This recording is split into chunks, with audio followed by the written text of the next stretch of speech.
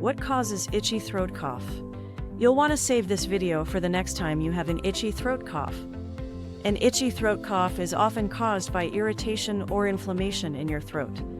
This can happen due to allergies, like pollen or pet dander, or because of a cold or the flu. Sometimes, dry air or exposure to smoke can also make your throat itchy and trigger a cough. Postnasal drip, where mucus drips down the back of your throat, can be another culprit.